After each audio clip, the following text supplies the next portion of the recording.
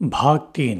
जसजसे कारवां पुढे सरकत होते तसे डेझर्टने इंग्लिशमॅनच्या मनात एक वेगळेच आकर्षण निर्माण केले होते. पण उलट सेंटियागोला त्या इंग्लिशमॅनच्या पुस्तकाबद्दल उत्सुकता वाटू लागली होती. एक प्रकारे दोघांचेही रोल बदलत चालले होते. इंग्लिशमॅनला कोणत्याही मेटलला सोन्यात रूपांतरित करण्याच्या अल्केमी शास्त्रात कमालीचा रस होता, तर सेंटियागो ज्या पुस्तकाचे वाचन करत होता त्यातील भाषेत आणि प्रतीकांमध्ये हरवून जात होता. मी हे सर्व समजून घ्यायला खूप इच्छुक आहे, पण ही भाषा फार अवघड आहे, सेंटियागोने इंग्लिशमॅनला सांगितले. यावर इंग्लिशमॅन हसत म्हणाला, हायर नॉलेज फक्त त्यालाच मिळतं जो पुस्तकाच्या पानांवर मेहनत घेतो. दरम्यान कारवान वेगाने ओएसएस कडे जात होता. ट्रायबल वॉरमुळे त्यांना रात्रीही प्रवास थांबवायचा नव्हता. अखेर दिवस रात्र चालल्यानंतर कारवान ओएसएस पर्यंत पोहोचला. ओएसएस म्हणजे वाळवंटातील हिरवाईचा छोटासा तुकडा. सगळ्यांनाच तेथे काहीशी सुरक्षितता वाटत होती. सेंटियागोने पाहिले की इंग्लिशमॅन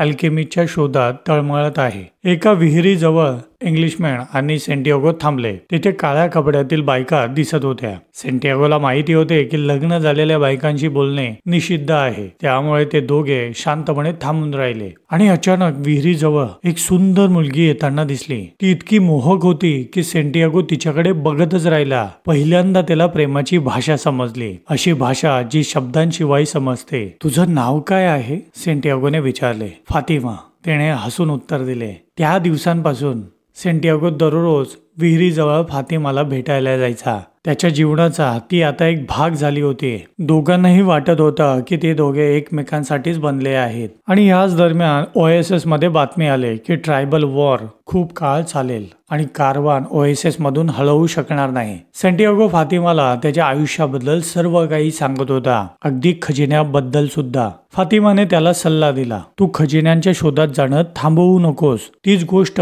तुझं खरं ध्येय आहे. एके दिवशी सेंटियागोने वाळवंटात 2 पक्ष्यांना पाहिले. त्या पक्ष्यांपैकी एकाने दुसऱ्यावर अचानक हल्ला केला. सेंटियागोला जाणवले की हे एक ओमेन म्हणजे संकटाचा इशारा आहे. त्याने ओमेनची व्याख्या केली. ओएसएस वर हल्ला होणार आहे. त्याने तातडीने ही गोष्ट उंटांच्या ड्रायव्हरला सांगितली. ड्रायव्हरने त्याला ओएसएसच्या प्रमुखाकडे ही बातमी पोहोचवायला सांगितले. प्रमुख म्हणाले, जर तुझं भाकीत खरं ठरलं तर तुला मोठं बक्षीस मिळेल, पण जर तू चुकलास तर तुला जीव गमवावा लागेल. सेंटियागोने धाडसाने हा निर्णय स्वीकारला. त्याला आपल्या नशिबावर पूर्ण विश्वास होता. रात्री सेंटियागो एका रहस्यमय घोडेस्वाराला भेटला. त्याने सेंटियागोला विचारले, तुला ओमेन कसे समजतात? सेंटियागोने त्याला शूरपणे उत्तर दिले, मी फक्त माझ्या अंतःकरणाचं ऐकतो. त्या घोडेस्वाराने समाधानाने मान हलवली आणि म्हणाला, तुझं धाडसच तुझी खरी ताकद आहे. तेव्हा सेंटियागोला जाणवलं की हा घोडेस्वारच तो अल्केमिस्ट आहे. दुसऱ्या दिवशी सेंटियागोच्या भाकितानुसार